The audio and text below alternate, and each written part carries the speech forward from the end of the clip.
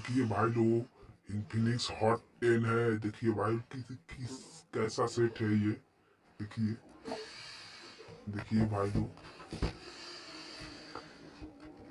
Mobile भी काफी अच्छा है। ये चार्जर है देख लीजिए, उसके साथ कवर भी दिया है। उसके साथ देखिए चार्जर है, डाटा केबल है। ठीक है, चार्जर देखिए कितने वाट का है। ये देख लीजिए डाटा केबल है उसका।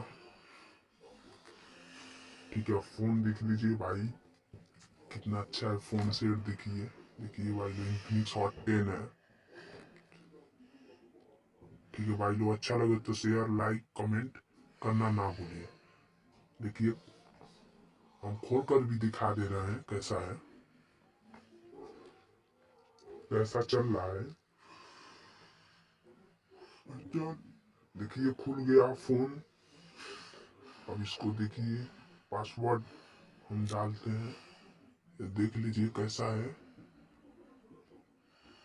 रैम है 464